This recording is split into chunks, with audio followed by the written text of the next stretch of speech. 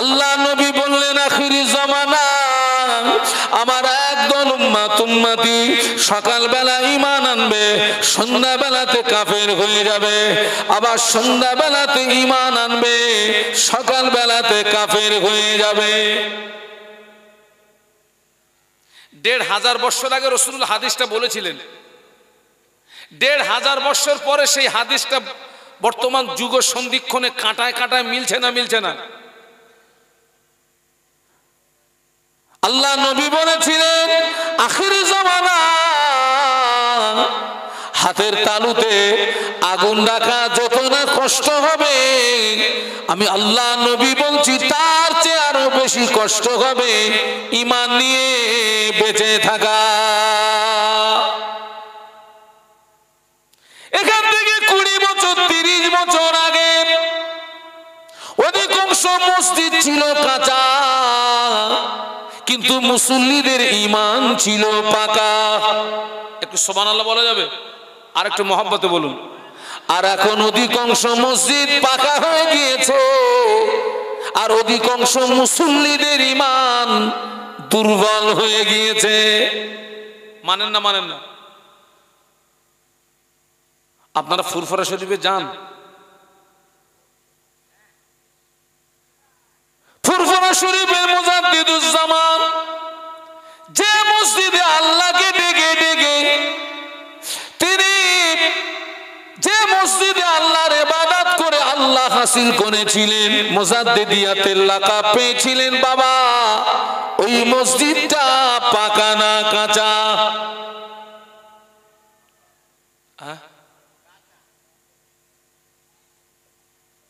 মূল মসজিদটা হচ্ছে কাঁচা, বাইরে যেটা বাড়ানো ওটা। আমাদের ছেলেরা তো ফুরফুরায় গিয়েও নামাজ পড়ে না। তা আমি অনেককে বলেছি খোকা তুই তোর দুটো পায়ে ধরে বলতেছি তোর নামাজ পড়তে হবে না, অন্তত তুই ওই মুজাদ্দিদে জামানের ওই মাটির মসজিদ থেকে একটু ঘুরে আসিস। কাঁচা মসজিদে তিনি আল্লাহ হাসিল করে ফেললেন, কাঁচা মসজিদে তিনি মুজাদ্দিদিয়াতের লাকাব পেয়ে গেলেন। আর এখন অধিকাংশ মসজিদে এসি লাগিয়ে আল্লাহ পাওয়া যায় না। অধিকাংশ মসজিদ এখন সব কি হয়ে গেছে বাবা? এসি। আরে আমি এমনও মাহফিল করেছি, আমি তো কালকের ছেলে, এমনও মাহফিল করেছি মাহফিলের পাশে বাঁশ ঝাড় আর ওই বাঁশের কুঞ্চির গায়ে হারকেন টাঙানো। বিশ্বাস করুন সেই মাহফিলের গুরুত্ব ছিল আলাদা। আর এখন লাইট তো 3 মাইল 5 মাইল পর্যন্ত লাগাচ্ছি। ওই মাহফিল আর এই মাহফিলের ভিতরে পার্থক্য আছে না নেই? আসমান জমিন ডিফারেন্স, আসমান জমিন ডিফারেন্স। আপনি অবাক হয়ে যাবেন। আপনাদের আব্বা আম্মার দোয়া, আল্লাহ তো প্রত্যেক রাতে আমাকে কম বেশি এক একটা জায়গায় নিয়ে যায়। বারাসাত এলাকায় একটা বাড়িতে আমার দাওয়াত হলো, যে বাড়িতে আমাকে বসার জায়গা দিল, বাড়িটা তৈরি করতে খরচ হয়েছে 2.5 কোটি টাকা। কত বলেছি? 2.5 কোটি। আপনার 3 তলা বাড়ি, আর ওই বাড়ির মাঝখানে ছোট্ট একটা পার্ক আছে। পার্কে যা যা থাকার দরকার সেগুলো আছে, তার ভিতরে ছোট্ট একটা পুকুর আছে, আর সেই পুকুরে ওই বাসের টিউতে পাম্প দিয়ে ফেলা আছে, আর ওই 3 তলা থেকে সুড়ঙ্গ নামানো ওই পুকুরে। তো আমি বাড়িওয়ালাকে জিজ্ঞাসা করলাম ভাইজান এটা কি? তো উনি বললেন আমার ছেলে আর বৌমা খেলা করবে। তার মানে ওই 3 তলার থেকে 2টো সরাত করে নিচে পড়বে। জীবনে কোনোদিন শুনেছেন যে কুকুরের ঘরে এসি? বলুন বলুন, শুনেছেন? না। কুকুরের ঘরে 1.5 টন ওজনের এসি লাগানো, এবং সেই কুকুরের ঘরটা কাঁচ দিয়ে ঘেরা। মানে কুকুরের যে ঘর বানিয়েছে ওই ঘরটা ভাঙলে একটা গরিব মানুষের 2 তলা পাকা বাড়ি হয়ে যাবে, 1 তলা পাকা বাড়ি হয়ে যাবে। এই হচ্ছে আমাদের হাল হকিকত। যাক বাবা ফিরে আসেন। আবু তলেব বললেন, বাবা তুমি যদি তোমার দায়িত্ব থেকে সরে না আসো, মনে হয় আজকের থেকে আর তোমাকে। আল্লাহ নবী কেঁদে ফেললেন। আল্লাহ নবী কাঁদতে কাঁদতে বলেছিলেন, চাচা যান, চাচা যান, আমি মায়ের গর্ভে থাকাকালীন আব্বাকে খানালাম, 6 বছর বয়সে মাকে খানালাম, 8 বছর বয়সে দাদুজিকে খানালাম, সেখান থেকে আপনার তত্ত্বাবধানে ছিলাম। চাচা যান, সারাদিন মক্কার মানুষেরা আমায় কত গালি দেয়, সারাদিন মক্কার মানুষেরা আমায় কত তুচ্ছাই করে। ও সারাদিন পরে আমি যখন আপনার কাছে ফিরে আসি, আপনি আমাকে একবার মুহাম্মদ বলে ডাকার সঙ্গে সঙ্গে সারাদিনের কষ্ট নিবারণ হয়ে যায়, সারাদিনের কষ্ট মুছে যায়। চাচা যান, আজকে যদি আপনি আমাকে জায়গা না দেন, আশ্রয় না দেন, আমি মুহাম্মদ এটি জানবো, পৃথিবীর জমিনে মুহাম্মাদের পাশে দাঁড়ানোর মতো কেউ নাই, পৃথিবীর জমিনে মুহাম্মাদের পাশে দাঁড়ানোর মতো কেউ নাই, মুহাম্মাদের চোখের পানি দেখার মতো কেউ নাই, মুহাম্মাদের আহা বলার মতো কেউ নাই। ও আপনি আমাকে আশ্রয় দেবেন কিনা ওটা আপনার ব্যক্তিগত ব্যাপার, তবে আপনি আমাকে আশ্রয় দেন আর না দেন, আমি মুহাম্মদ আল্লাহর দেওয়া দায়িত্ব কলেমা প্রচারটা বন্ধ করতে পারবো না। আর একটু মহব্বতে বলুন। এতদিন জানতাম আমার পাশে কেউ থাকার না থাকা আমার আজকের থেকে জানবো কেউ নেই। তাই বলে চাচা কাজ বলো বন্ধ হবে না। যতই হোক ভাইপো তো। আবু তলেব কেঁদে ফেলেছে। আবু তলেব কাঁদতে কাঁদতে বলেছিলেন, বাবা মুহাম্মদ কষ্ট নিও না, দুঃখ নিও না, রোনাজারি করো না, যা আমি তোমায় হুকুম দিয়ে দিলাম, যেথায় তোমার ইচ্ছা সেটাই তুমি কলেমা প্রচার করো, যেথায় তোমার ইচ্ছা সেটাই তুমি কলেমার দাওয়াত দাও।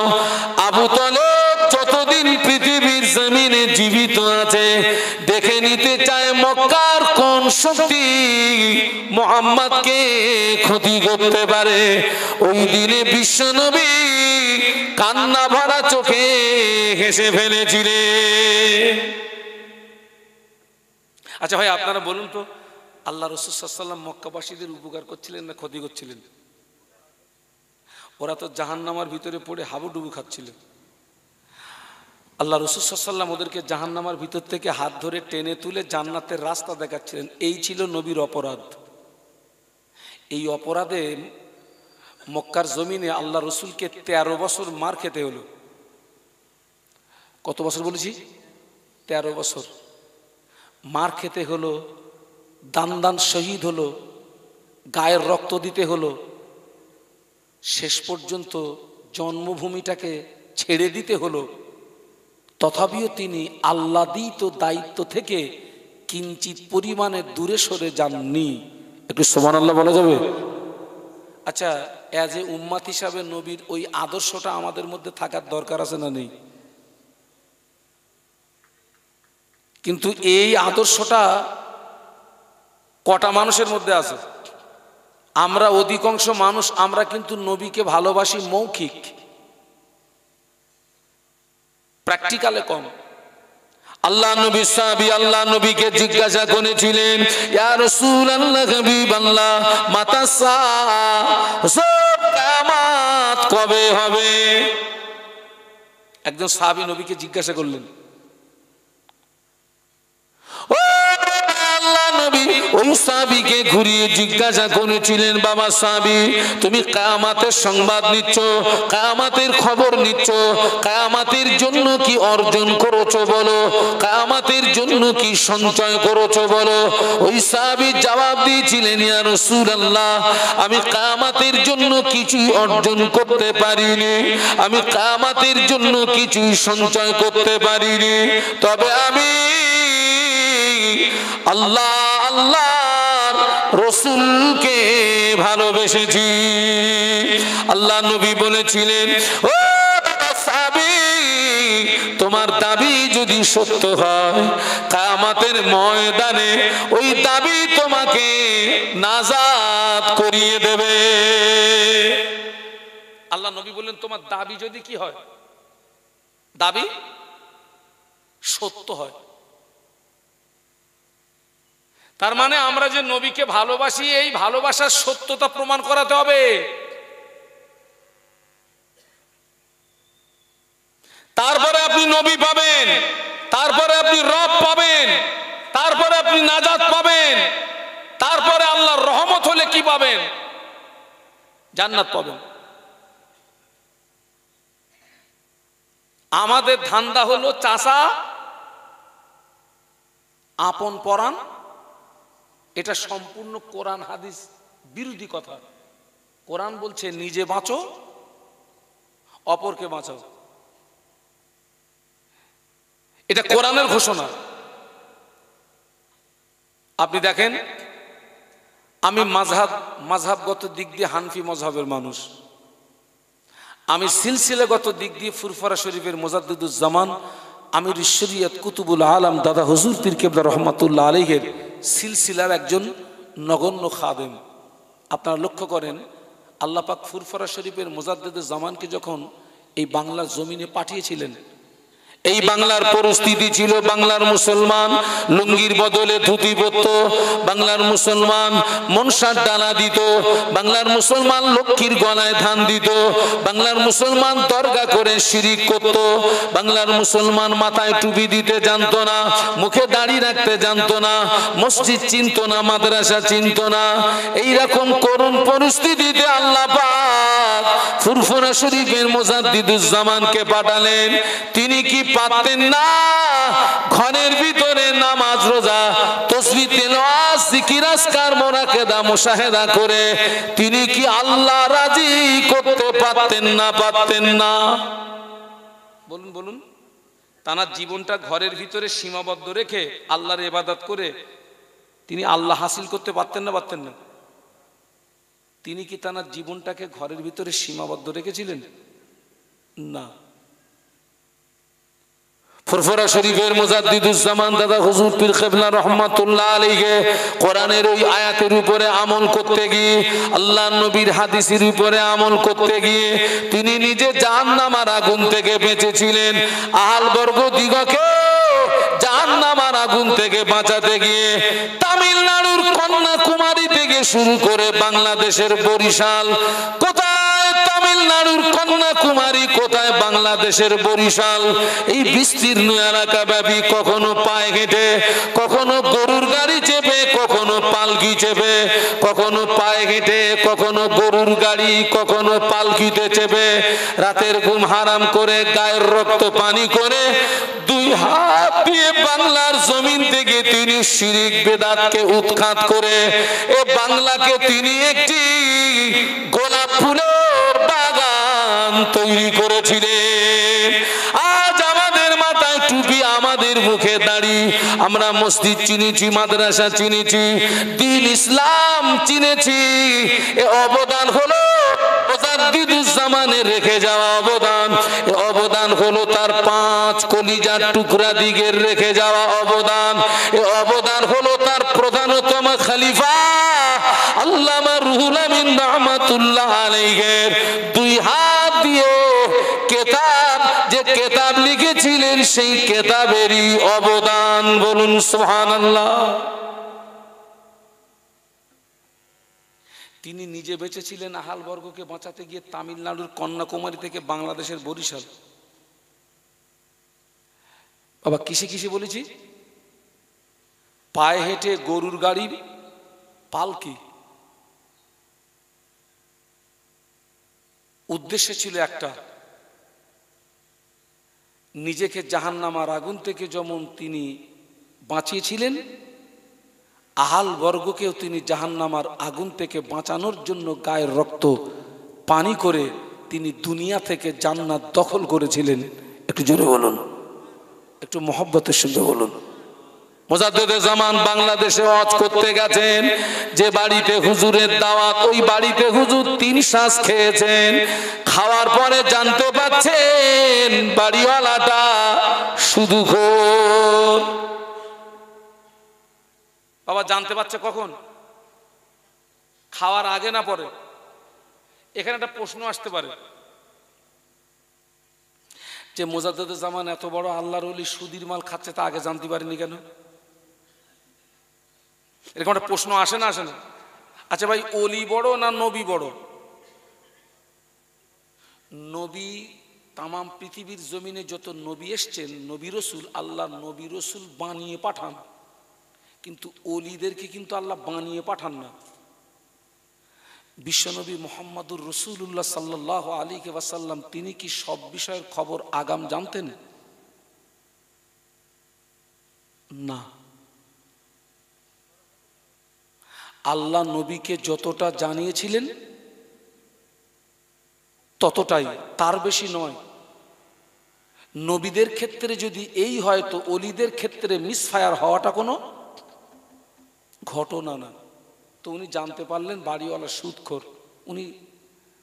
উনি বাড়িওয়ালাকে ডাকলেন, বাড়িওয়ালাকে ডেকে বললেন, ও বাবা বাড়িওয়ালা, ফুরফুরার আবু বকর সুদের মাল গ্রহণ করে না, ফুরফুরার আবু বকর সুদের মাল খায় না, আমি না জেনে খেয়ে ফেলেছি বাবা, আমার খাওয়ার দামটা তোমায় নিতে হবে। আমি আপনাদের এখানে এসে আমি মোটামুটি কম বেশি দুটো পাঁপড় খেয়ে ফেলেছি, দুটো পাঁপড়, আর খুব বেশি 25 গ্রাম মতন মুড়ি খেয়েছি, আর ওই শশার ফাল খেয়েছি 3 ফাল, আর একটা দিছিল কি বলবে, হ্যাঁ না না না, ওই যে কি নেশপতি, ওই খেয়েছি 3 ফাল। এখন মোটামুটি টোটাল মিলিয়ে আপনি মনে করুন দাম হবে কত, একটা আনুমানিক। হ্যাঁ, তো গায়ে দেখি এত দাম, বলতেছে 150 টাকা। এখন আমি স্টেজ থেকে নেমে যাওয়ার সময় আমি যদি কমিটির ভাইদেরকে ডেকে বলি, ভাইরে তোদের এই মাল খাইলাম, এই খাওয়ার দরুন 50 টাকা দিচ্ছি, আমার মতন খুদে মৌলবীর কাছ থেকে ওরা খাওয়ার দাম নেবে বলে মনে হয় না। তাহলে আমার ব্যাপারে যদি এই হয় তো মোজাদ্দেদে জামানকে খেতে দিয়ে খাওয়ার দাম নেবে এরকম কোনো কপাল ফাটা কেউ আছে? বাড়িওয়ালা বলছে, হুজুর আপনি আমায় লজ্জা দেবেন না, হুজুর আপনি আমায় শরম দেবেন না, হুজুর আমি তওবা করছি, আর জীবনে কোনোদিন সুদ খাবো না। একটু আস্তে করে সুবহানাল্লাহ বলা যাবে? একটু মহব্বতে বলুন। এখন আপনাদেরকে একটা ফতোয়া জিজ্ঞাসা করি, পাকা সুদখোর যদি তওবা করে ওর বাড়ি কি খাওয়া যাবে নাকি? দেখেছেন দিনাম দেয়ার ফতোয়া।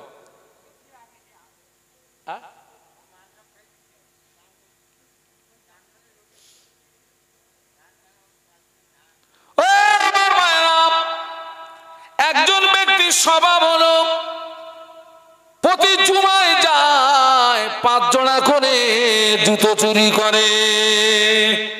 আজও সমাজে মসজিদের জুমার দিনে জুতো চুরি হয় না? হয় না?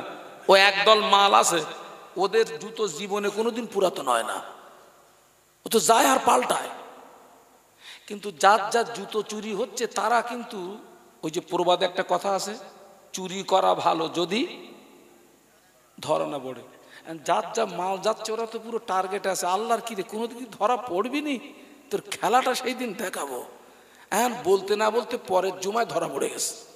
এখন ধরা যখন পড়েছে, যার মাল যায় সেও চালায়, যার না যায় চালা বাড়ি।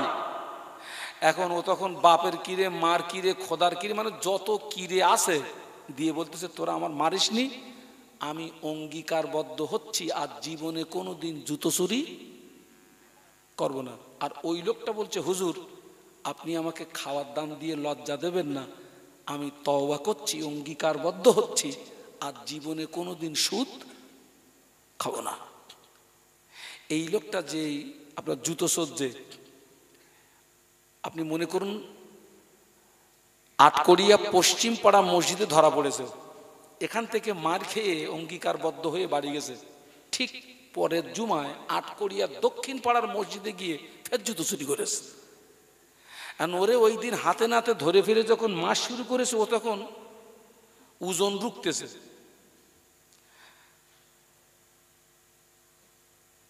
চুরি করার পরেও তো যে মারছে সে বলছে এই তুই এখানে জুতো চুরি করতেছিস আবার তুই ওজন রুখতেছিস, মানে তুই যে গত জুমায় গণধোলাই খেয়ে তুই অঙ্গীকারবদ্ধ হয়েছিলি আমি আর জুতো চুরি করবো না, ফের করলি আবার তুই রুখতেছিস। বলে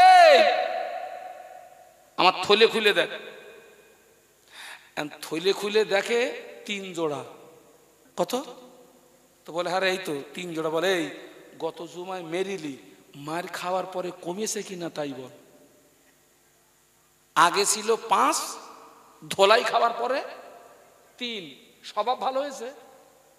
স্বভাব মুজাদ্দিদুজ্জামান বলেছেন কোন পাকা সুদখোর যদি তওবা করে বৎসরকাল অপেক্ষা করতে হবে। বৎসরকাল মানে কি? 1 বছর দেখো ফের আবার সুদের দিকে ঝোঁকে কিনা, টাল মারে কিনা।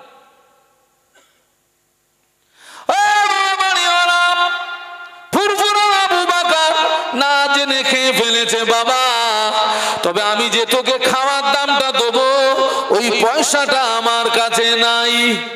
আহা, এখান থেকে ফুরফুরা পর্যন্ত যেতে যে রাস্তা খরচ ওই পয়সা ছাড়া অতিরিক্ত পয়সা আমার কাছে নাই। আমি আবু বকর আমার গায়ের জামাটা খুলে দিয়ে যাচ্ছি বাবা। হুজুরের জামার ভিতরে ফতুয়া পরা ছিল। ও বাবা বাড়িওয়ালা, আমি আবু বকর আমার গায়ের জামাটা খুলে দিয়ে যাচ্ছি বাবা।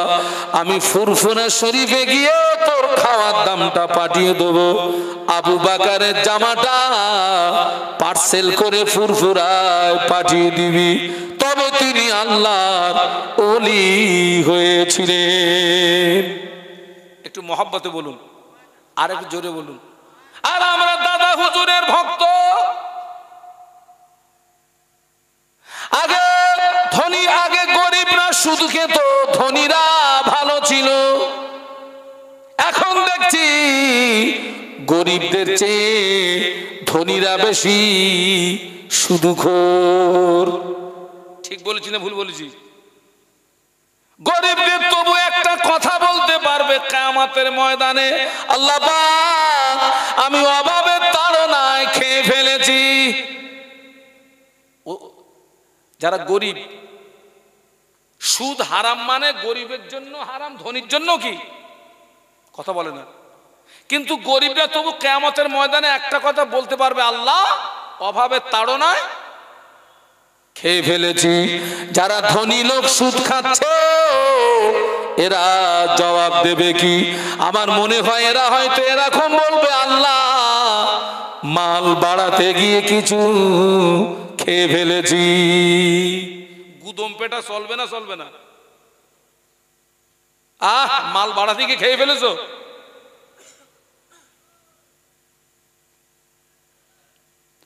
আমি যখন দূরে দাঁড়াতে মাহফিলে যাই, মেয়েদের কাছে দোয়া চাই, চাচিদের কাছে দোয়া চাই, বয়স্ক মায়েদের কাছে দোয়া চাই। যখন আমি রাজস্থানে চলে যাই, আল্লাহ যখন আমাকে হায়দ্রাবাদে নিয়ে যান, আহমেদাবাদে নিয়ে যান, ত্রিপুরায় নিয়ে যান, মহারাষ্ট্র নাগপুর নিয়ে যান, বাংলাদেশে নিয়ে যান, আমি তখন মায়েদের কাছে দোয়া চাই, আপনারা দোয়া করুন আল্লাহ যেন আমার ইজ্জত বাঁচায়। কেননা দোয়া কবুলিয়াতের 1 নাম্বার শর্ত হলো হালাল রুজি খাওয়া। হারাম করে দোয়া কবুল হয় না, হারাম খোরের ইবাদত কবুল হয় না। হারাম খোর যদি বিনা তওবায় মারা যায়, কিয়ামত পর্যন্ত কবরের আগুন বন্ধ হবে না। ওই জন্য আমাদের চেয়ে মেয়েরা বেশি হালাল খায়। আমাদের চেয়ে মেয়েরা বেশি। আমি আটকড়িয়ায় আমার দাওয়াত, আমার স্ত্রী জানে হুজুর ওয়াজ করতে গেছে, আর আমি ওয়াজ না করে এখান থেকে ডাকাতি করে বাড়ি গেছি। আমার স্ত্রী কি মনে করবে? হুজুর ওয়াজ করে এসে ওই মালটা আমার স্ত্রীর জন্য হারাম, ওই মালটা আমার জন্য হারাম, আমার স্ত্রীর জন্য কি হালাল। কিন্তু আমার স্ত্রী যদি জানে যে ইনি কামাই ধুনিয়েছেন, আমার স্ত্রী তো জানে না। এই জন্য আমাদের চেয়ে আমাদের বাড়ির লোকগুলো ওরা হচ্ছে হালাল খোর বেশি, ওরা বেশি হালাল খায়। এই জন্য আমি মেয়েদের কাছে দোয়া চাইতাম, কিন্তু এখন আর মেয়েদের কাছে দোয়া চাই না। এখন দেখছি পুরুষদের চেয়ে অধিকাংশ মহিলারা ডবল হারামখোর। এই ঠিক বলছি না ভুল বলেছি? এ ডবল হারামখোর। ওই জন্য এখন আমি আর মেয়েদের কাছে দোয়া যা পারি নিজে করি, মারধর যায় হবে।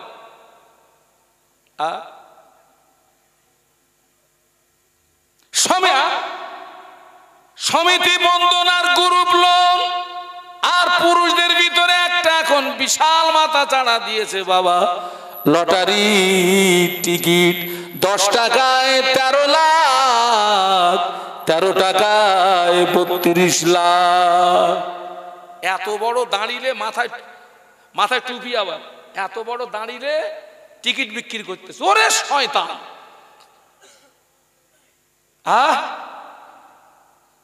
মাথায় টুপি, এত বড় দাড়ি, টিকিট বিক্রি করতেছে। প্রচুর মুসলমান এই টিকিট, আপনার টিকিটের সঙ্গে সম্পর্ক। বলুন, কথা বলুন, কথা বলুন। টিকিট কেটে টাকা পেয়েছে, সেই টাকালে মসজিদে দান করতেছে, মানে নিজে নিজে ফতোয়া তৈরি করতেছে। ওখান থেকে তো মাল পেয়েছে, তো হারাম, আর মসজিদে দান করে ওইটারে হালাল করতেছে। দুতলায় টাইলস দেবে, কেউ দিচ্ছে না। ও 13 লাখ টাকা কোথার থেকে ঝেড়ে এনেছে, ঝেড়ে এনে চিন্তা করতেছে কি করব, মাল তো পাক করতে হবে।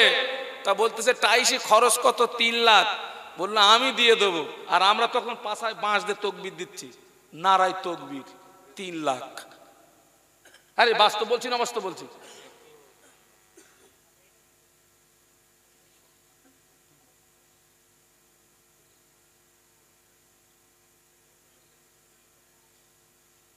আচ্ছা আচ্ছা, একবার দরুদ শরীফ আল্লাহুম্মা, একটু জোরে জোরে, একটু মহব্বতের সঙ্গে, মহব্বতের সঙ্গে। মাওলানা মুহাম্মদ ওয়া আলা আলি। মাশাআল্লাহ মাশাআল্লাহ। मुझे नाज है अपनी खुशकिस्मती फाकी, नगम है फवार का न तूफा का परवा, मैं डूबूंगा फिर भी किनारा करूंगा। अल्लाहुम्मा।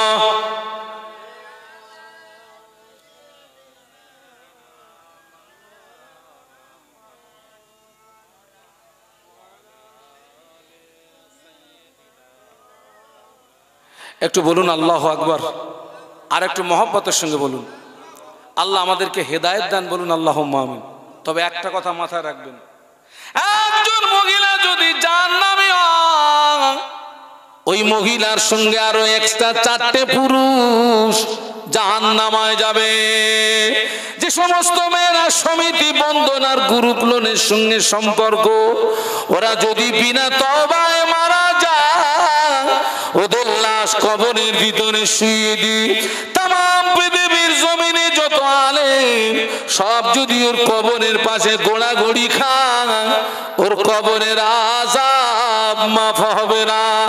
কাবা শরীফের ইমাম যদি ওর কবরের পাশে গোড়াগড়ি খায়, কবরের আযাব মাফ হবে না। বাবাজি, একজন মহিলা যদি জাহান্নামায় যায়, ওর সঙ্গে এক্সট্রা 4টে পুরুষ জাহান্নামায় যাবে। যে মেয়েরা ওই মেলায় গেল, যে স্ত্রীরা ওই মেলায় গেল, ওরা যদি বিনা তওবায় মারা যায়, ওদের ঠিকানা জাহান্নাম। ও শুধু একা জাহান্নামে যাবে না, ওর বাপ জাহান্নামে যাবে, ওর বড় ভাই জাহান্নামে যাবে, ওর স্বামী জাহান্নামে যাবে, ওর বড় ছেলে জাহান্নামে যাবে। যে সমস্ত মেয়েরা ওই যে বাজারে বেহায়ার মতো যারা ঘোরাফেরা করে, আল্লাহ নবী বললেন না, দায়ুস লা ইয়াদখুলুল জান্নাহ, দায়ুস জান্নাতে যাবে না, ওর বাপ দায়ুস হয়ে জাহান্নামে যাবে। একজন মহিলা জাহান্নামে গেলে এক্সট্রা কজন যাবে? 4 জন। এখন আপনি জানেন 4টে জায়গা এখন মেয়েদের দখলে চলে গেছে। কটা জায়গা বলেছি? এর একটাই কারণ, ওদের ভিতরে শরীয়তের জ্ঞান নেই। তাই আল্লাহ রসুল বলেছেন, তলাবুল ইলমি ফারিদাতুন আলা কুল্লি মুসলিমিন ওয়া মুসলিমা, প্রত্যেকটা মুসলিম নরনারীর জন্য দ্বীনের জ্ঞান অর্জন করা কি ফরজ। ওই জ্ঞান নেই বলে কোথায় যাচ্ছে? কোথায়? মিলন মেলা। হ্যাঁ, মিলন মেলা।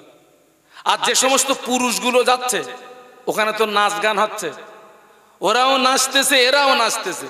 কোন মুসলমান যদি গান শুনে মনে মনে আনন্দিত হয়, কোন মুসলমান যদি গান শুনে মনে মনে তৃপ্তি পায়, ওই মুসলমানটা মুসলমান থাকে না, ওই মুসলমানটা বেঈমান হয়ে যায়। ওই অবস্থায় যদি ওর বিবির সঙ্গে সহবাস করে, ওর বিবির পেটে যদি বাচ্চা আসে, ওই বাচ্চাটা হারামজাদা বেজম্মা বাচ্চা হবে।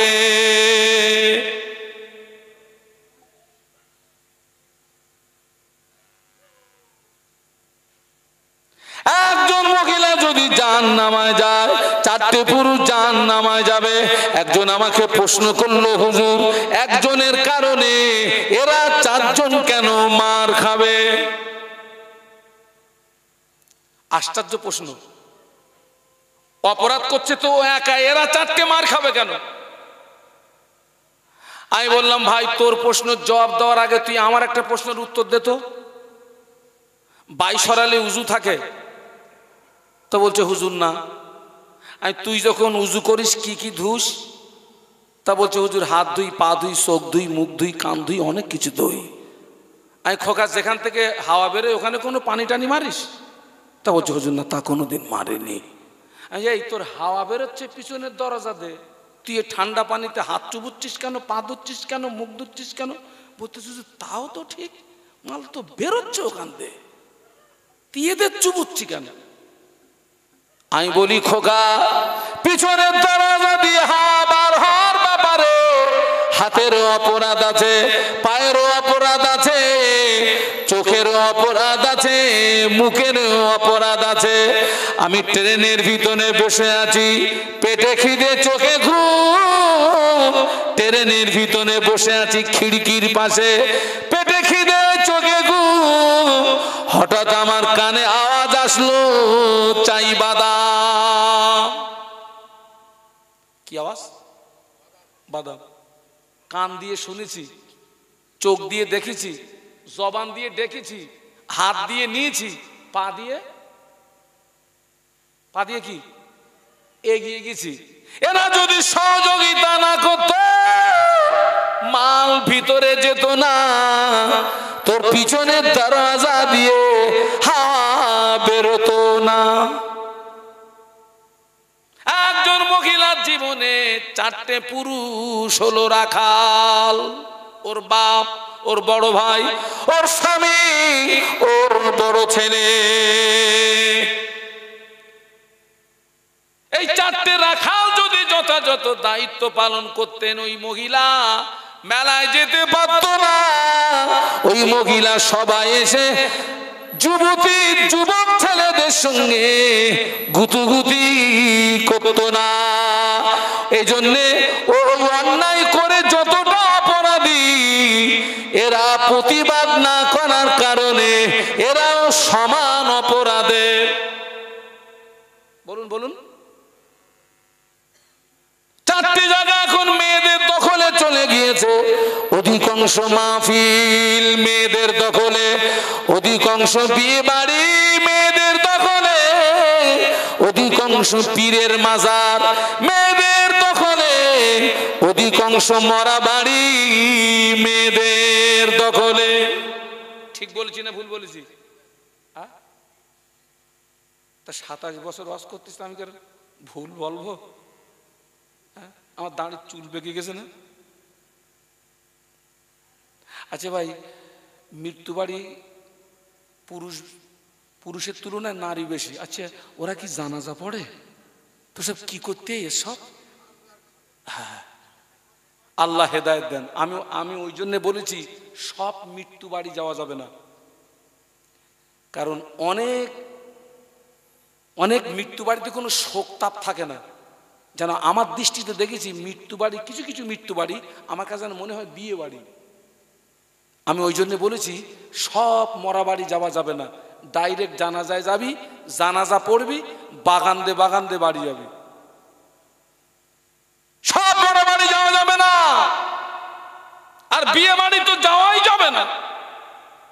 আগে বরের পাশে বসে থাকতো বরের বড়াই, এখন অধিকাংশ বিয়েতে বরের পাশে ভাবি বসে আছে, অধিকাংশ বরের প্যান্ডেলে মেয়েরা থাকে না।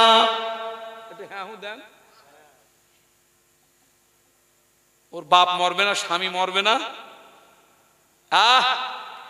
পাকাও মারার জায়গা, ওসব পাকাও মারার জায়গা। একজন মহিলা অপর মহিলার 3টে স্থান দেখতে পারে, একজন মহিলা অপর মহিলা মুখের এই অংশটা দেখতে পারে, একজন মহিলা অপর মহিলা হাতের এই অংশটা দেখতে পারে, একজন মহিলা অপর মহিলা পায়ের কাঁটের নিচের অংশটা দেখতে পারে, একজন মহিলা অপর মহিলা মাথাটা যদি দেখে ফেলে ওটা জাহান্নামের আগুনে পোড়ানো হবে, একজন মহিলা অপর মহিলা পিঠের কোন অংশ যদি দেখতে পায় ওটা জাহান্নামের আগুনে পোড়ানো হবে, একজন মহিলা অপর মহিলা বুকের কোন অংশ যদি দেখতে পায় ওটা জাহান্নামের আগুনে পোড়ানো হবে, একজন মহিলা অপর মহিলার উরুতের কোন অংশ যদি দেখতে পায় ওটা জাহান্নামের আগুনে পোড়ানো হবে। আমাদের অধিকাংশ মা বোনেরা যেভাবে খোলামেলা ঘরে বাবা, ওদের কোন স্থান জান্নাতে যাবে বলুন? হ্যাঁ, পর্দা করা কি 5 ওয়াক্ত নামাজ যেমন ফরজ, রমজানের রোজা যেমন ফরজ, টাকা থাকলে যাকাত যেমন ফরজ, টাকা থাকলে হজ যেমন ফরজ, পরপুরুষ থেকে নিজের শরীরটাকে মেয়েদের আড়াল করাটা তেমন ফরজ। আছে জায়গাটা ঠিক আছে বাবা, আছে। দুনিয়া সব ওলট পালট হয়ে গেছে। পুরুষদের কাপড় পরার নিয়ম গাঁটের উপরে না নিচে? উপরে। কিন্তু জায়গা কি তেমন ঠিক আছে? আর মেয়েদের কাপড় পরার নিয়ম কথা বলে না, গাঁটের নিচে। এটা দেখেন সমাজ একদম ফুল উল্টো, কিন্তু আমরা ফেলেছি, ওনারা ওইটা আমি আর বলবো না, তোরা বল। সেই জন্য আমি আপনাদেরকে অনুরোধ করব, আপনার ওই আমার আগের হুজুর কিন্তু বলছিলেন ছেলে মাস্টার হোক, ডাক্তার হোক, উকিল হোক, ইঞ্জিনিয়ার হোক, পাইলট হোক, যা পারে হোক গেজা, ওগুলোর দরকার আছে, তবে দ্বীনি শিক্ষাটা বাদ দিয়ে নয়। ছেলেকে আলেম বানান, হাফেজ বানান, মেয়েকে আলেমা বানান, হাফেজা বানান। আল্লাহ কবুল করেন, বলুন আমিন। কারণ একটা মা যদি আলেমা হয়, হাফেজা হয়, আবেদা হয়, গোটা সংসারটা আলো হয়ে যাবে। একটু জোরে বলুন। কারণ আমাদের ছেলে মেয়েরা বাপের সংস্পর্শ যতটা না পায় তার 3 গুণ বেশি সংস্পর্শ কার? মায়ের। আমি আমার কথা বলি, এমনও দিন যায় আমার ছেলে মেয়ের সঙ্গে দিনে খুব বেশি আধা ঘন্টা কি 1 ঘন্টা দেখা হয়। আমি যখন বাড়ি যাই ওরা তখন ঘুমায়, আর ওরা যখন ওঠে ওর বাপ তখন ঘুমায়, কিন্তু ওর মায়ের সংস্পর্শটা বেশি পায়। জমিন যদি ভালো হয় গাছ ভালো হবে, গাছ যদি ভালো হয় ফল ভালো হবে।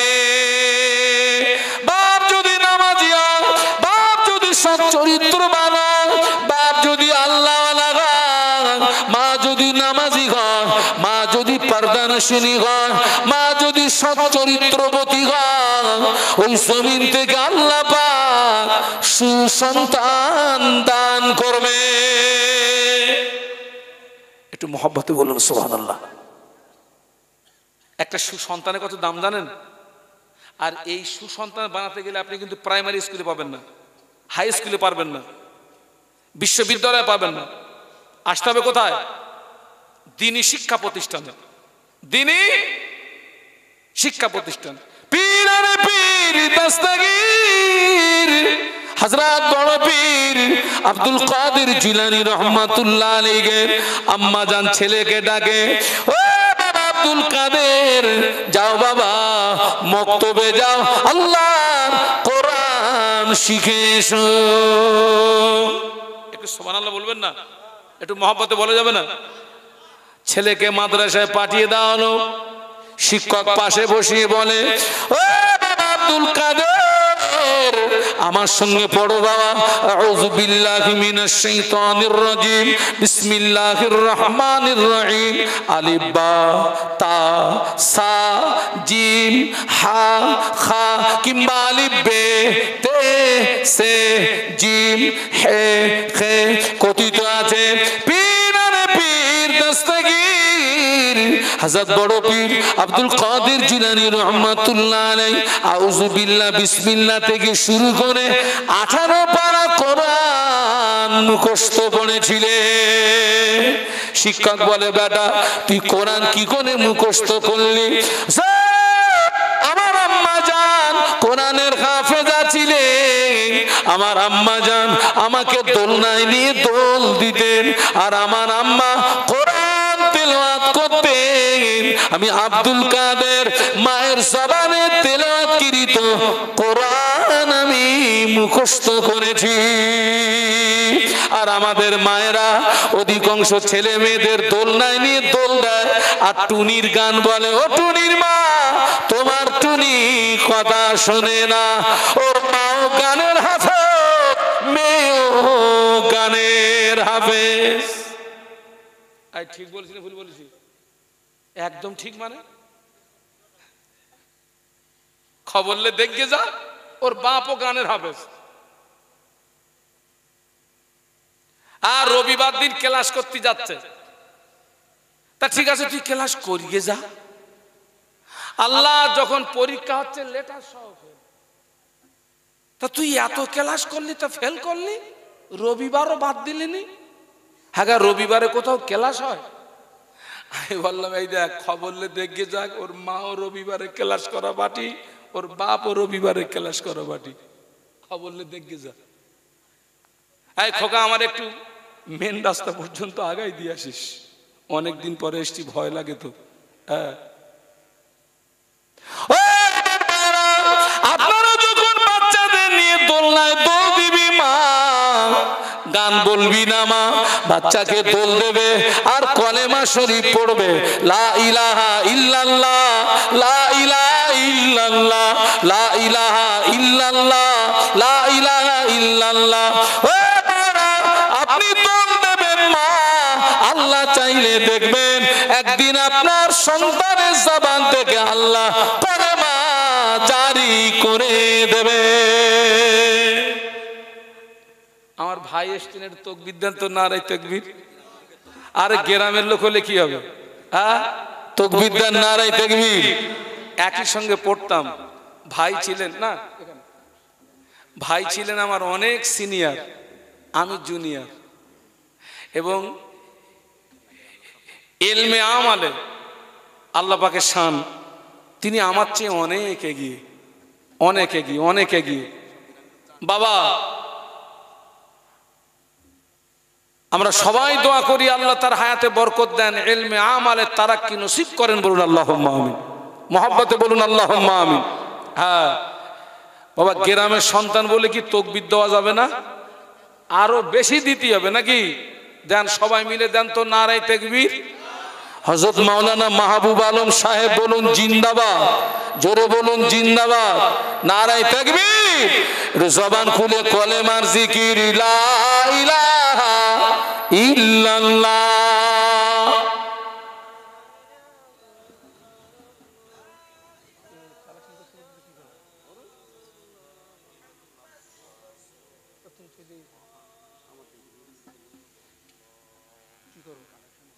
আচ্ছা ঠিক আছে, আলহামদুলিল্লাহ। বাবা,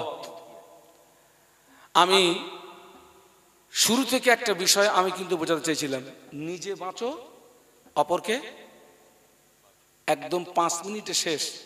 মুজাদ্দেদুজ্জামান বিস্তীর্ণ এলাকার দায়িত্ব পালন করেছেন, 5 হুজুর বিস্তীর্ণ এলাকার খেদমত করেছেন, আল্লামা হুজুর বিস্তীর্ণ এলাকার খেদমত করেছেন। ওই খেদমত করার ক্ষমতা আমাদের। আপনি আপনার বাড়ির রাখাল, আপনার বাড়িটা আপনি সামলান, আমার বাড়িটা আমি সামলাই, হুজুরের বাড়ি হুজুর সামলাক। ওয়াজ মাহফিলের চেয়ে কাজ কি কম হবে না বেশি হবে? অন্তত এই শিক্ষাটা আমরা এখান থেকে নিয়ে যাই। আল্লাহ আমাদেরকে তৌফিক দিন, সকলে বলুন আমিন। ওমা তৌফিকি ইল্লা বিল্লাহ, আলাইহি তাওয়াক্কালতু ওয়া ইলাইহি উনীব। আসসালামু আলাইকুম ওয়া রাহমাতুল্লাহি ওয়া বারাকাতুহু। দরুদ শরীফ। আল্লাহুম্মা রহিম। ইয়া আইয়ুহাল্লাযীনা আমানু কু আনফুসাকুম ওয়া আহলিকুম নারা। ক্বালা রাসূলুল্লাহ সাল্লাল্লাহু আলাইহি ওয়াসাল্লাম, আলা কুল্লুকুম রাঈন ওয়া কুল্লুকুম মাসউলুন আন রাঈয়াতিহি আও কামা ক্বালা আলাইহিস সালাতু ওয়াস সালাম। না, খুব সর্দি লেগে গেছে। সম্মানীয় আপনাদের মসজিদের যোগ্য ইমাম সাহেব, সম্মানীয় আজকের মাহফিলের নির্বাচিত সুযোগ্য সভাপতি সাহেব, সম্মানীয় ওলামা হাজরাত, সম্মুখে উপবিষ্ট ভদ্র মহোদয়গণ, পর্দার আড়ালে অবস্থিতা আম্মা এবং বোনেরা, আল্লাহ পাকের দরবারে অসংখ্য শুকরিয়া, যিনি আমাদেরকে দয়া করে দিন ও শরীয়তের কিছু জ্ঞান অন্বেষণের উদ্দেশ্যে একটি মোতাবাররাক মাহফিলে উপস্থিত হওয়ার তৌফিক দান করেছেন। সকলে কৃতজ্ঞতা প্রকাশে মোহাব্বতের সঙ্গে বলি আলহামদুলিল্লাহ।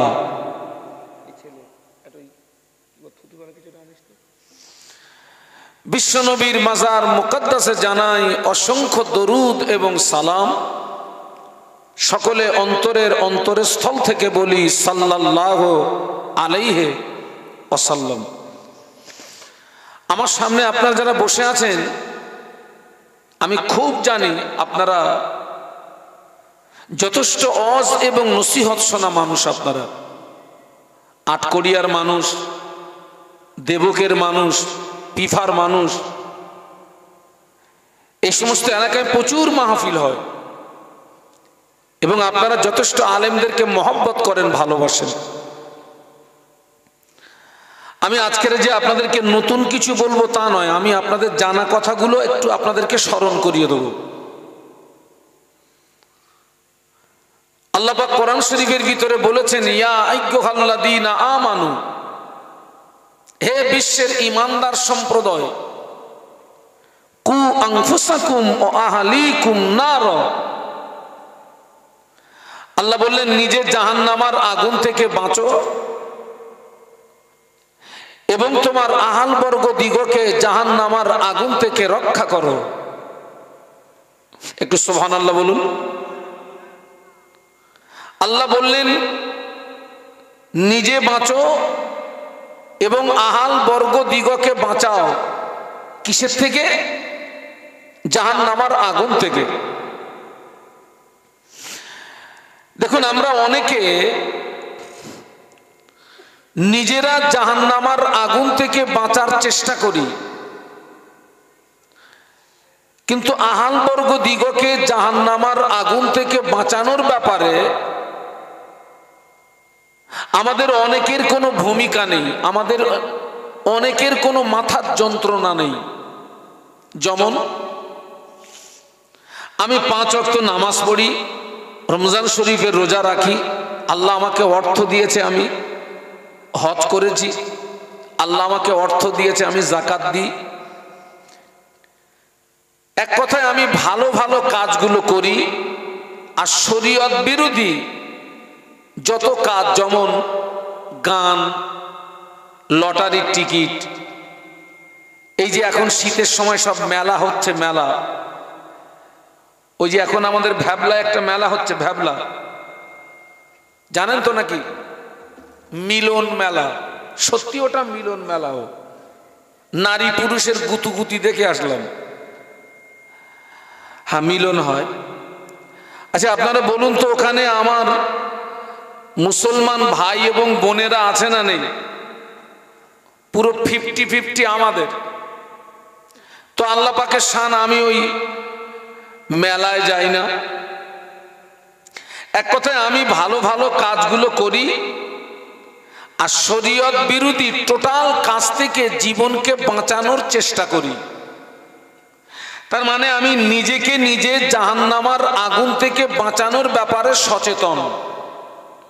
আমার কথা বুঝতে পারছেন তো নাকি?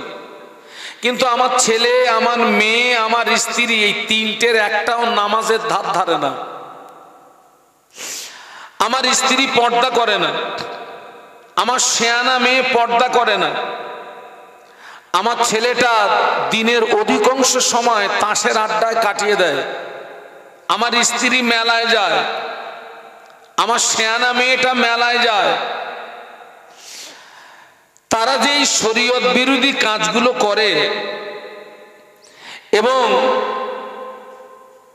শরীয়তের যে হুকুম, নামাজ, রোজা, এই সমস্ত জিনিসগুলো, এক কথায় তারা ভালো কাজগুলো করে না, আর শরীয়ত বিরোধী কাজ থেকে তারা জীবনকে বাঁচায় না। আমি আমার স্ত্রীকে, ছেলেকে, মেয়েকে আমি নামাজের কথা বলি না, এক কথায় ভালো কাজের আদেশ করি না।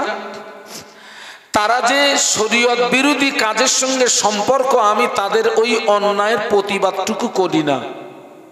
এক কথায় আহালবর্গ সম্পর্কে আমার কোনো মাথার, বলুন, যন্ত্রণা নেই। আমি নিজেকে নিয়েই ব্যস্ত। আপনারা শিক্ষিত মানুষ, আপনাদেরকে জিজ্ঞাসা করছি, বলুন তো ভাই, আমার জন্য জান্নাত পাওয়াটা সহজ না কঠিন?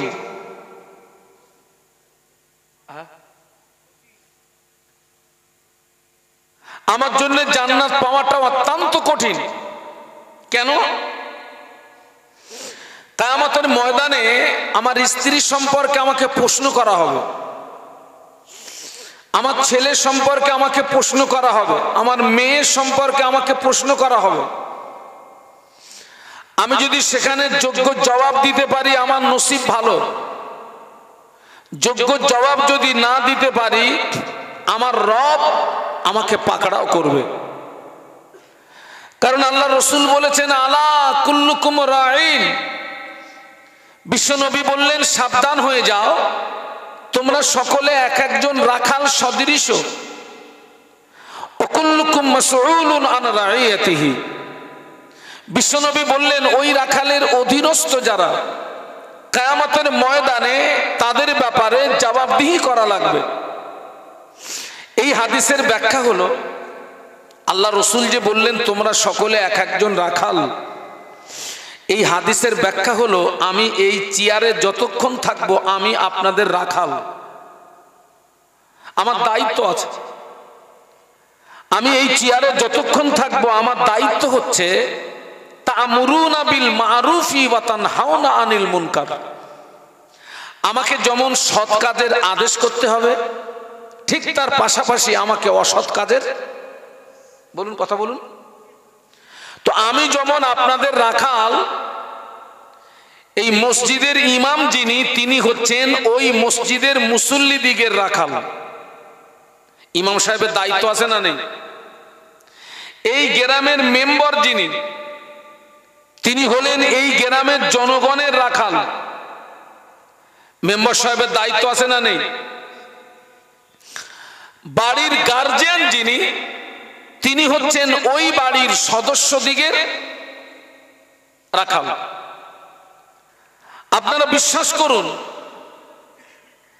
আজকের এই বক্তা যদি বক্তার যথাযথ দায়িত্ব পালন করতেন, মেম্বার যদি মেম্বারের যথাযথ দায়িত্ব পালন করতেন, মাস্টার যদি মাস্টারের দায়িত্ব পালন করতেন, ডাক্তার যদি ডাক্তারের দায়িত্ব পালন করতেন, বাড়ির গার্জিয়ান যিনি তিনি যদি তানার অধীনস্থদের সম্পর্কে যথাযথ দায়িত্ব পালন করতেন, আমার দৃষ্টিতে লক্ষ টাকা খরচ করে মাহফিল দেওয়ার তুলনায় সমাজ আরো বেশি উপকৃত হতো।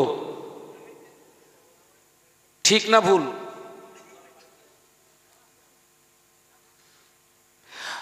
ওয়াজ নসিহত হচ্ছে পানা পুকুরে ঢিল মারার সমতুল্য। আপনারা মনে করুন এটা একটা পানা পুকুর, আমার আগের বক্তা 1-1.5 ঘন্টা ঢিল মেরেছেন, আমি 1-1.5 ঘন্টা মারবো, তারপরে আমার মাওলানা ভাই মাহবুব ভাই আসবেন, তিনি আখেরি মোনাজাত করবেন, তিনি কিছুক্ষণ ঢিল মারবেন। এই তিনজন যতক্ষণ ঢিল মারছি, অটোমেটিক পানা পুকুরে যেখানে ঢিল পড়ে ওই জায়গাটায় পানা আসতে পারে না। কিন্তু ঢিল মারা যখনই বন্ধ হবে, 2-10 মিনিট 20 মিনিট 1/2 ঘন্টা সময় নিলেও ওই পানা আবার পূর্বের হালে ফিরে আসবে। কোরআন শরীফের উপরে আমল করবে কি শুধু আলেম সম্প্রদায়? কোরআন শরীফের উপরে আমল করবে কি শুধু মসজিদের ইমাম সম্প্রদায়? না, কোরআনের উপরে আমল করতে হবে আমাদের প্রত্যেকেরই। আরে ভাই কথা বলতে হবে তো। তাহলে এই ঢিল মারার দায়িত্বটা কি শুধু আমাদের?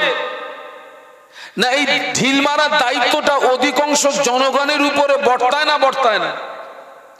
অধিকাংশ জনগণ এই ঢিল মারার দায়িত্ব পালন করেন না বলেই সমাজ পদস্খলন হওয়ার 1 নাম্বার কারণ। আপনি জেনে রাখবেন, তাম পৃথিবীর জমিনে আল্লাহ পাক যত নবী রসুল পাঠিয়েছেন, কোন নবী এবং রসুলকে আল্লাহ পৃথিবীর জমিনে অনার্থক পাঠাননি। প্রত্যেকটা নবী রসুলের উপরে আল্লাহ পাক দায়িত্ব দিয়ে পাঠিয়েছেন। একটু সুবহানাল্লাহ বলুন। নবীদের দায়িত্ব কি? নবীদের দায়িত্ব হলো, আল্লাহ যে যুগে যে নবীকে পাঠিয়েছেন সেই নবীর 1 নাম্বার দায়িত্ব হচ্ছে সেই যুগের মানুষের কাছে আল্লাহ পাকের একাত্মবাদের দাওয়াত পৌঁছে দেওয়া। একটু সুবহানাল্লাহ বলুন। আর এই দায়িত্ব পালন করতে গিয়ে আল্লাহ পাকের নবী রাসূলগণ তাদেরকে সমাজের মানুষের কাছে মার খেতে হয়েছে, গায়ের রক্ত দিতে হয়েছে, চোখের পানি দিতে হয়েছে। অনেক নবীকে তার জন্মভূমি ছেড়ে দিতে হয়েছে। কিন্তু আল্লাহর পয়গম্বরগণ মার খেয়েছেন, গায়ের রক্ত দিয়েছেন, চোখের পানি দিয়েছেন, জন্মভূমি ছেড়ে দিয়েছেন। তথাপিও আল্লাহর নবী রাসূলগণ আল্লাহ দিত দায়িত্ব থেকে সরিষা দানা পরিমাণে দূরে সরে যাননি। একটু জোরে বলুন, একটু মহব্বতে বলুন। এবং জানবেন, তাম পৃথিবীর জমিনে যত নবী রাসূল এসেছেন, সব নবীদের দাওয়াত ছিল একটা।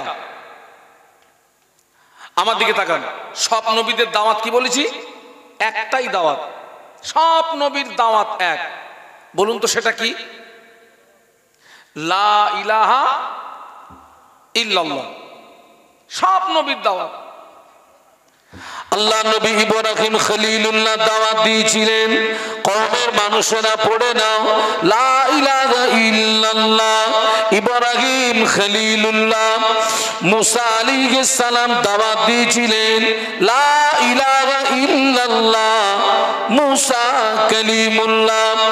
ঈসা আলাইহিস সালাম দাওয়াত দিয়েছিলেন লা ইলাহা ইল্লাল্লাহ। ঈসা রূহুল্লাহ। আমাদের নবী বাদ দিয়ে তাম পৃথিবীর জমিনে যত নবী রাসূল এসেছেন, ওনারা ছিলেন এলাকা ভিত্তিক নবী। কি নবী বলেছি? এলাকা ভিত্তিক। কোন নবী একটা এলাকার নবী, কোন নবী একটা গোত্রের নবী, কোন নবী কয়েকজন ব্যক্তির নবী। কিন্তু আমরা যে নবীর উম্মত, আমাদের নবী এলাকা ভিত্তিক নবী নন, গোত্র ভিত্তিক নবী নন, ব্যক্তি বিশেষ নবী নন। আমাদের নবী হলেন সমগ্র মানব জাতের নবী। একটু জোরে বলুন। শুধু মানব জাতের নবী নন, মানবের নবী, দানবের নবী, গাছের নবী, মাছের নবী এবং জমিনের পাথরগুলো পর্যন্ত আমাদের নবীকে দেখে সালাম জানাতো। দুঃখ আফসোস, জমিনের পাথর নবীকে চিনল, কিন্তু একদল কপাল ফাটা উম্মাত আমরা সেই নবীকে চিনতে পারিনি। আমরা নবীকে মৌখিক ভালোবাসি, কিন্তু নবীর আদর্শ আমাদের ভিতরে অধিকাংশ মানুষের ভিতরে নেই। আল্লাহ পাক বিশ্ব নবীকে যখন মক্কার জমিনে পাঠালেন, ইউরোপের ঐতিহাসিকরা নবীর যুগটাকে মূর্খের যুগ হিসাবে আখ্যায়িত করেছিলেন, বর্বরতার যুগ, অন্ধকারের যুগ। কেন আল্লাহ নবীর যুগটাকে মূর্খের যুগ বলা হতো? কেন আল্লাহ নবীর যুগটাকে অন্ধকারের যুগ বলা হতো, বর্বরতার যুগ বলা হতো? ওই যুগের মানুষেরা বিশাল একটা দল, তারা ছিল সূর্য উপাসক। আবার বিশাল একটা দল তারা ছিল তারকা উপাসক। আবার বিশাল একটা দল তারা ছিল অগ্নি উপাসক। সব কোরআন শরীফে বিদ্যমান। কারো স্রষ্টা সূর্য, কারো স্রষ্টা তারকা, কারো স্রষ্টা আগুন। আবার বিশাল একটা দল তারা সুদের ভিতরে ডুবেছিল, মদের ভিতরে ডুবেছিল, জেনার ভিতরে ডুবেছিল এবং অধিকাংশ কাফেররা তাদের জীবিত কন্যা সন্তানগুলোকে কি করত? নিজে হাতে পুঁতে দিত। আল্লাহ কোরআন শরীফের মধ্যে বলেছেন, বিআইগে দামবিন কুতিলাত, কোন অপরাধীদেরকে মারলি। ঠিক এই রকম পরিস্থিতিতে আল্লাহ আমাদের নবীকে পৃথিবীর জমিনে পাঠালেন। আল্লাহ নবী মায়ের গর্ভে আব্বাকে হারালেন, 6 বছর বয়সে মাকে হারালেন, 8 বছর বয়সে দাদুকে হারালেন। বিশ্বনবীর দেখাশোনার দায়িত্ব নিলেন চাচা আবু তলেব। আবু তলেব হচ্ছেন ওই জমানার কাবার মোতাওয়াল্লি, যিনি হচ্ছেন হাসিম বংশের নেতা। এবং আবু তলেব হচ্ছেন একজন পাওয়ারফুল মানুষ। এই আবু তলেবের আল্লাহ রসুলের দাদুজি ইন্তেকালের পরে এই আবু তলেবের তত্ত্বাবধানে থাকাকালীন 40 বছর বয়সে বিশ্ব নবীকে আল্লাহ রিসালাতের দায়িত্ব দিলেন তথা নবুয়ত দান করলেন। একটু বলুন সুবহানাল্লাহ। নবুয়ত প্রাপ্তির আগ পর্যন্ত বিশ্ব নবী ছিলেন হুকমান নবী, আর নবুয়ত প্রাপ্তির পর থেকে তিনি হচ্ছেন হাকিকাতান নবী। আল্লাহু আকবার। আল্লাহ রসুল কিন্তু দায়িত্ব পেয়ে আর তিনি বসে থাকলেন না। তিনি 3 বছর গোপনে গোপনে আত্মীয় স্বজন বন্ধু বান্ধবের কাছে দাওয়াত পৌঁছে দিলেন। একটু সুবহানাল্লাহ বলবেন না? রিসালাতের দায়িত্ব পেয়ে তিনি বসে থাকলেন না। 3 বছর গোপনে গোপনে আত্মীয় স্বজন বন্ধু বান্ধবের কাছে দাওয়াত পৌঁছে দিলেন। 3 বছর পরে তিনি প্রকাশ্য ময়দানে নামলেন। পড়ে নাও লা ইলাহা ইল্লাল্লাহ মুহাম্মাদুর, একটু বলুন না সবাই, মুহাম্মাদুর রাসূলুল্লাহ বলুন সাল্লাল্লাহু আলাইহি ওয়াসাল্লাম। বাবা, এই লা ইলাহা ইল্লাল্লাহ পর্যন্ত বাংলা মানে কি? আমি আপনাদেরকে কিছু কথা জিজ্ঞাসা করবো, অসুবিধা নেই তো? এই লা ইলাহা ইল্লাল্লাহ পর্যন্ত মানে কি?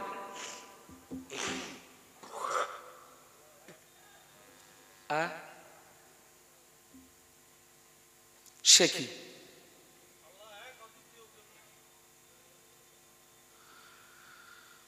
লা ইলাহা, নেই কোনো মাবুদ ইল্লাল্লাহ, আল্লাহ ছাড়া।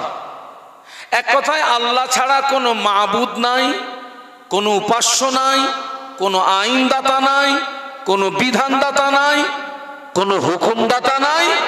মুহাম্মাদুর রাসূলুল্লাহ, আমি মুহাম্মদ আল্লাহর প্রেরিত পয়গম্বর। একটু বলুন সুবহানাল্লাহ। আচ্ছা ভাই, এই লা ইলাহা ইল্লাল্লাহ রাসূলুল্লাহ যখনই বললেন, যারা সূর্য উপাসক, তারকা উপাসক, অগ্নি উপাসক, ওদের স্রষ্টাগুলো আছে না সব শেষ? সব শেষ, কেউ নেই আর।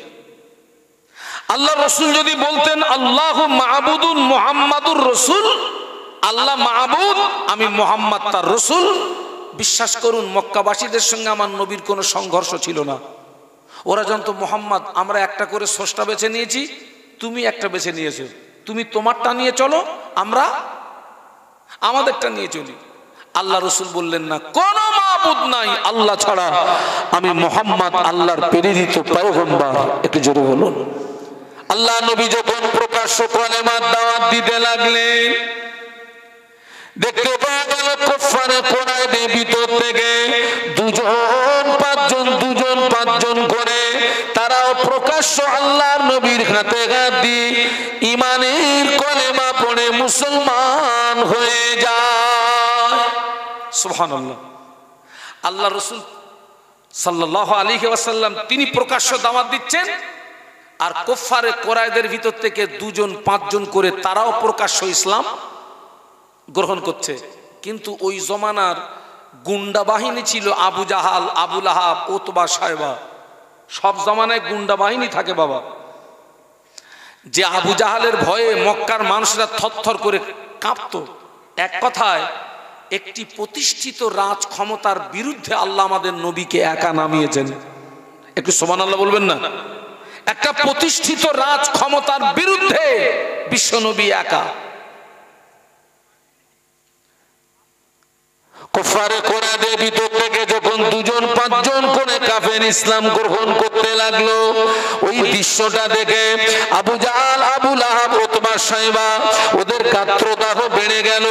মুহাম্মদ যেভাবে নতুন ধর্ম প্রচার করছে, আমাদের দলীয় মানুষ যেভাবে মুহাম্মাদের দলে আশ্রয় নিচ্ছে, আমরা যদি মুহাম্মাদের কাজের গতি না রুখি, ভবিষ্যতে এমন একটা দিন আসবে যেদিন আমাদের আর কোনো অস্তিত্ব থাকবে না। অতঃপর কোন প্রসেসে মুহাম্মাদের কাজের গতিটা রুখতে হবে।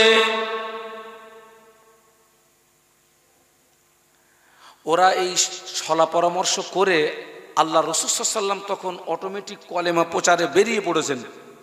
ঠিক ওই সুযোগে আবু জাহাল, আবু লাহাব, উতবা, শায়বা পান্ডাগুলো এসছে রসুলের গার্জেন, বর্তমান দুনিয়াবি গার্জেন আবু তলেবের কাছে এসছে। সন্তান যদি অপরাধ করে, নালিশটা গ্রামের মানুষ আগে কার কাছে নিয়ে যায়? গার্জেনের কাছে নিয়ে যায়। বাপ যদি না থাকে, চাচা। আবু জাহাল, আবু লাহাব, উতবা, শায়বা ওরা সবাই মিলে আবু তলেবের কাছে এসছে। আবু তলেব এসে বলছে, আবু তলেব তুমি তোমার ভাইপোকে বলো ও কি চায়।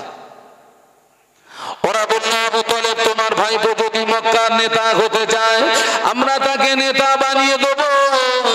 তোমার ভাইপো যদি মক্কার সবচেয়ে বড় ধনী হতে চায়, আমরা তাকে ধনী বানিয়ে দেব। তোমার ভাইপো যদি মক্কার সবচেয়ে সুন্দরী নারী পেতে চায়, ওটাও দিয়ে দেব। তবে শর্ত হলো প্রচারটা যেন না করে।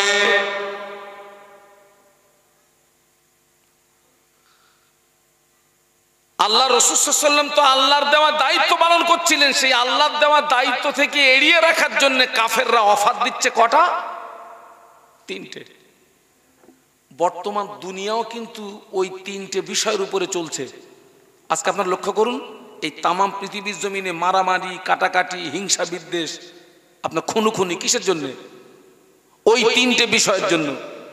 আমি নেতা হব, আমি ধনী হব, আর রাত্রিরে যদি সুন্দরী নারী পাই তো আবার কি চাই।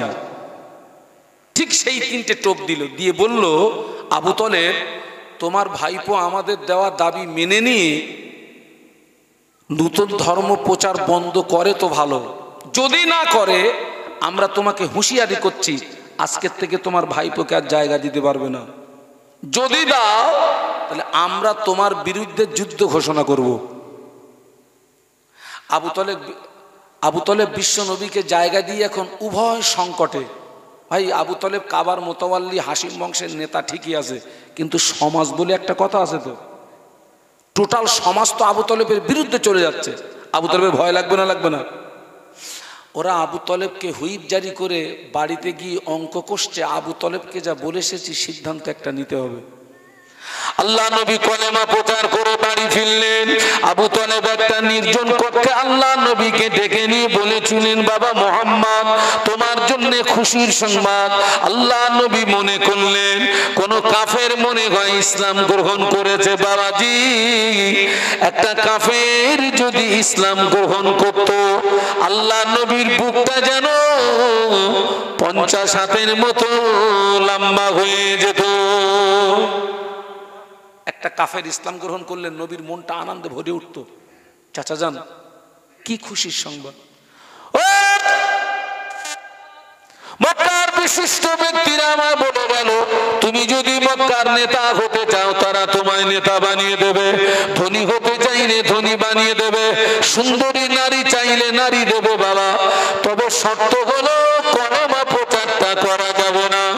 আল্লাহ নবী ওই দিন বলেছিলেন, চাচা যান, আপনি ওদেরকে বলে দেন, যদি ওদের দ্বারাতে সম্ভব নয়, ওরা যদি আমার এক হাতে আসমানের চাঁদ এনে দেয়, অপর হাতে যদি আসমানের সূর্য এনে দেয়, তথাপিও মুহাম্মদ আল্লাহর দেওয়া দায়িত্ব প্রচারটা বন্ধ করতে পারবে না। এত আপ ডাউন হচ্ছে কেন বলতো? না ইধর मुझको खुशबू की कोई जरूरत नहीं, जिनकी खुशबू से महका है सारा जहां, वो खुशबू मदीने में मौजूद है। अल्लाहुम्मा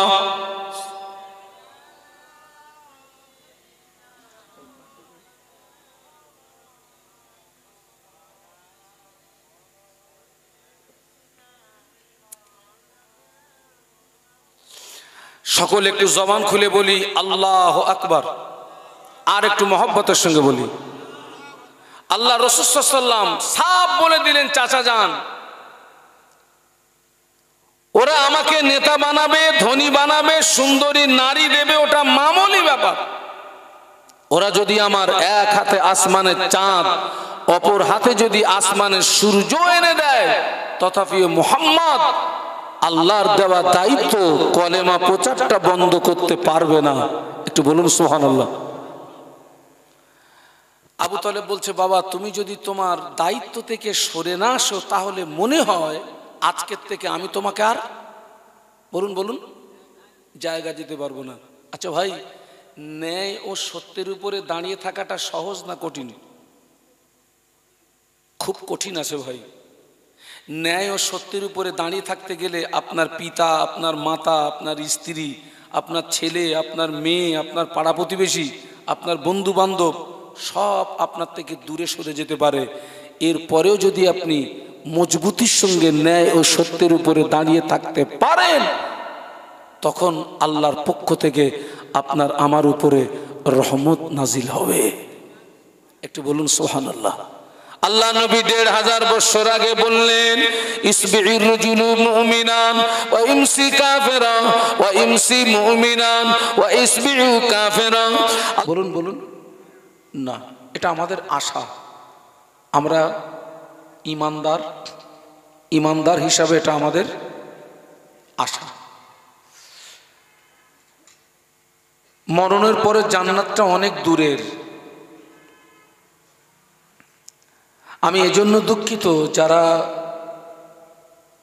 জীবিত অবস্থায় যাদের কাছে এই জান্নাতের বাগানের তুলনায় বাজারটা যাদের কাছে পছন্দনীয় হলো, আমি দোয়া করি আল্লাহ ওদেরকে হেদায়েত দিক। আমি জানি না ওদের শেষ ফলাফলটা ভালো না খারাপ। আমি সেজন্য আপনাদের একজন আমন্ত্রিত মেহমান হিসাবে দায়িত্ব পালনার্থে সকলের কাছে আমি অনুরোধ রাখছি, যারা আশেপাশে আছেন, বাজারে আছেন, বাড়িতে আছেন, আল্লাহর হস্তে মাহফিলে আসুন। আরো একটা কথা বলি, আপনি আপনার জীবনে ইতিপূর্বে অনেক মাহফিলে অংশগ্রহণ করেছেন। ওই মাহফিল যে আল্লাহ পাকের দরবারে কবুল হয়ে গিয়েছে তার কোনো নিশ্চয়তা, বলুন, কথা বলুন, নেই।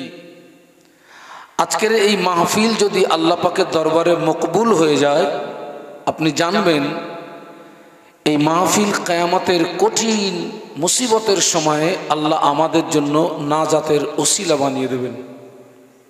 একটু মহব্বতের সঙ্গে বলুন।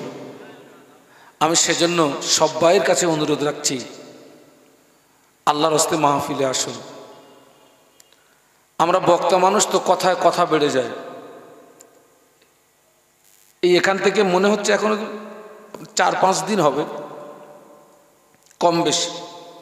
ওই মাহফিলটা ছিল আমার 27শে অগ্রহায়ণ, আজকের হচ্ছে আপনার 30শে অগ্রহায়ণ। আজকের এ মাস বাংলা মাস শেষ। 27শে অগ্রহায়ণ আমার মাহফিল ছিল বাগজোলা সংলগ্ন জায়গাটার নাম কীর্তিপুর মাঠপাড়া। যে বাড়িতে আমার বসার জায়গা, সেই আপনার বাড়িওয়ালা ঠিক কঠিন অসুস্থ, ক্যান্সার হয়ে গেছে। আমি তানার সঙ্গে সাক্ষাৎ করলাম। তিনি খুব কান্না ভরা কণ্ঠে বলছিলেন, হুজুর আজ কয়েক মাস আমি মুখ দিয়ে খেতে পারি না। উনি আমাকে দেখালেন ওনার পেটটা কাটা, আর ওই পেটের ভিতরে একটা পাইপ লাইন করা, পাইপের মুখটা বাইরে আছে। ঠিক আপনার ক্ষুধা লাগলে তরল জাতীয় খানা ওই পাইপের মাধ্যম দিয়ে তাকে খাওয়ানো হয়। যে গ্রামে মাহফিল হয় সেই গ্রামের অনেক মানুষ কিন্তু কঠিন কঠিন রোগে আক্রান্ত। তাদের মন মানসিকতা থাকলেও কিন্তু তারা মাহফিল পর্যন্ত আসতে পারবে না। যেমন ওই মানুষটা ঘরের ভিতরে শুয়ে সে খুব কান্নাকাটি করছিল যে আজকের আমার পাশে মাহফিল হচ্ছে, অথচ আমি সেই মাহফিল পর্যন্ত যেতে পারলাম না। আমাদেরকে সুস্থ সবল রেখেছেন কে? আল্লাহ পাক রব্বুল আলামিন। আল্লাহ তো ইচ্ছা করলে পারতেন আমাদেরকে কঠিন কঠিন রোগ দিয়ে, বিপদ মুসিবত দিয়ে এই মাহফিল থেকে মাহরুম করতে পারতেন। তো অন্তত আপনার সুস্থ জীবনটা আপনি এখানে একটু ব্যয় করুন। আপনি জেনে রাখবেন, এখানে আপনি যতক্ষণ বসে থাকবেন আপনার নামায় আমালে কোনো গোনা লেখা হবে না, বরং আপনি এখানে যতক্ষণ বসে থাকবেন আল্লাহ আপনার নামায় আমালে সওয়াব দান করবেন। এবং আল্লাহ পাক মাহফিলের বরকতে আল্লাহ জীবনের সগীরা গুনাহগুলোকে মাফ করে দেবেন। আর আমার কিছু বলার নেই। আমি বাদ বাকিটা যারা আশেপাশে আছে আমি ওদের উপরে আমি ন্যস্ত করলাম। আলহামদুলিল্লাহ নাহমাদুহু ওয়া নাস্তাঈনুহু ওয়া নাস্তাগফিরুহু ওয়া নু'মিনু বিহি ওয়া নাতাওয়াক্কালু আলাইহি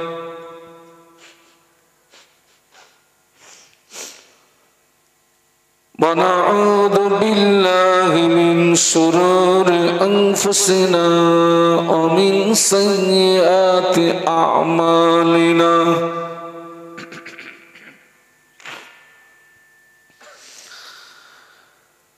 من يهده الله فلا مضل له ومن يضلله فلا هادي له.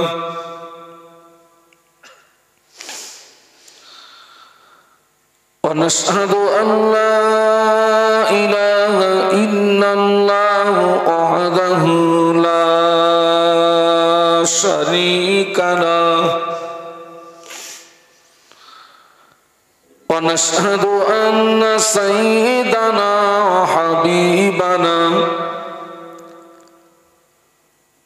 ومولانا محمدا عبده ورسوله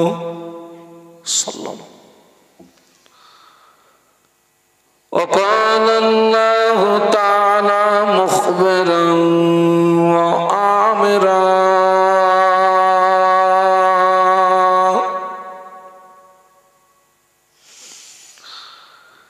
إن الله وملائكته يصلون على النبي يا أيها الذين آمنوا صلوا عليه وسلموا تسليما اللهم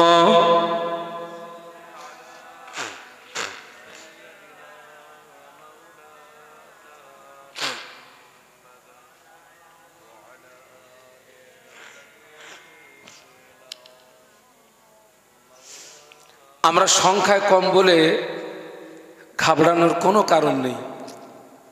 আমরা দরুদ শরীফ পড়ব, তার আপনার দরুদ শরীফ পড়ার ভিতরে একটা জজবা থাকবে, জজবা মোহাব্বতের সঙ্গে উচ্চ আওয়াজে কণ্ঠের সঙ্গে কণ্ঠ মিলিয়ে দরুদ আল্লাহুম্মা সাল্লি আলা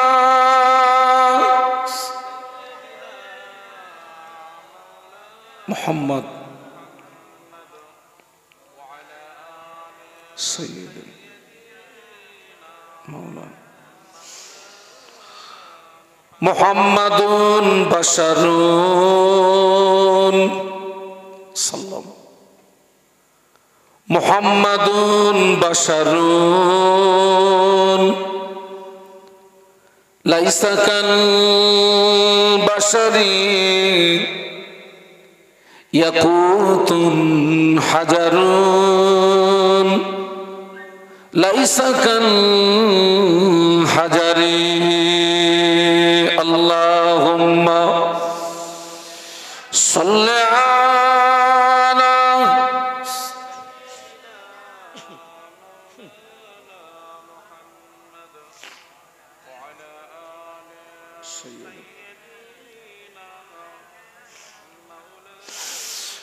চন্দ্র সূর্য গ্রহ তারা সবই বলে খুশির দিন। চন্দ্র সূর্য গ্রহ তারা সবই বলে খুশির দিন। প্রথম যিনি তাসবিহ পড়েন রহমাতুল লিল আলামিন আল্লাহুম্মা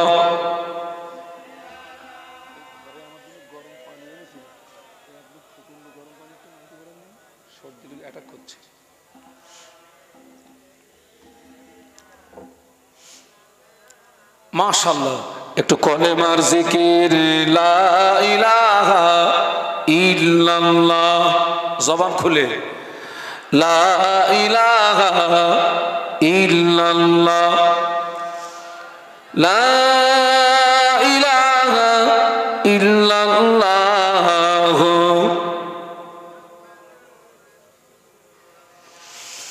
হর গেলমান সারা আরো পড়েন ফেরেশতারা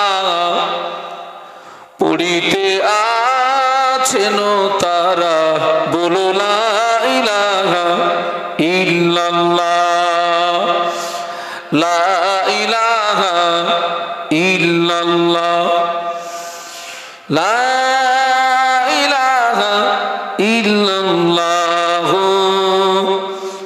মুহাম্মাদুর রাসূলুল্লাহ আল্লাহুম্মা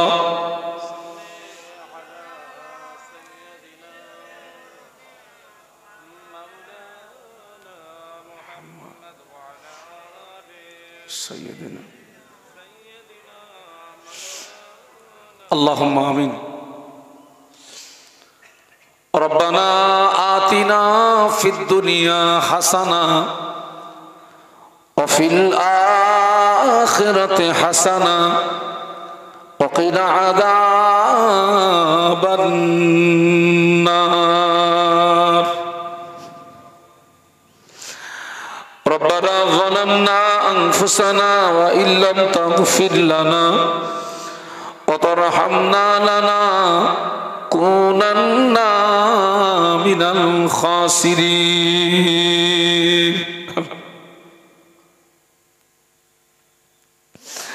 আল্লাহ, আমরা সকলে গুনাহগার, গুনাহ আমাদের বেশুমার।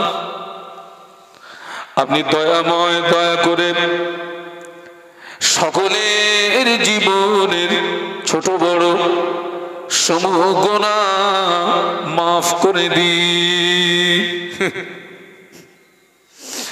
আল্লাহ, আপনি যদি আমাদের মাফ না করেন, আপনি যদি আমাদের ক্ষমা না করেন, নিশ্চয়ই আমরা ক্ষতিগ্রস্তদের দলভুক্ত হয়ে যাব। আপনার নাম রহমান, আপনার নাম রহিম, আপনার নাম গফুর, আপনার নাম গফফার। গফুর ও গফফার নামের উসিলায় আমাদের সবাইকে এই মুহূর্তে বেগুনাহ মাসুম বানিয়ে দিন। আমাদের বাপ মা, বিবি, ছেলে মেয়ে, মোহব্বতের মানুষ, উম্মাতে মুসলিমা, জীবিত মৃত সকলের জীবনের সমূহ গুনাহ মাফ করে দিন। আল্লাহ পাক, এই গ্রামে যত কবরবাসী, আশেপাশে যত কবরবাসী, যদি কারো কবরে আযাব হয়, আযাবে কবর মাফ করে দিন। আমাদের আব্বা মা, আমাদের দাদু দাদি, আমাদের নানু নানির কবরগুলো জান্নাতের নূর দিয়ে গুলজার করে দিন। আল্লাহ পাক আজকের মাহফিল কবুল করুন। এখানে যে আলোচনা রাখলেন, এই গ্রামের মানুষের উপকারে আসে এমন কিছু আলোচনা আমায় করবার মতো তৌফিক দিন। আল্লাহ, আমার বলা, আমার ভাইদের মায়েদের শোনা শোনা বলা অপেক্ষা উভয়কে আরো বেশি বেশি আমল করবার মতো তৌফিক দিন। সাল্লাল্লাহু তাআলা আলা নবিয়্যিন কারীম ওয়া আলা আলিহি ওয়া সাহবিহি আজমাইন ওয়া জাআল আখিরা কালামিনা ইনদাল মাউত বিহাক লা ইলাহা ইল্লাল্লাহু মুহাম্মাদুর রাসূলুল্লাহ সাল্লাল্লাহু। আম্মা বাদ, ফাকাদ ক্বালা আল্লাহু তাআলা ফি কালামিহিল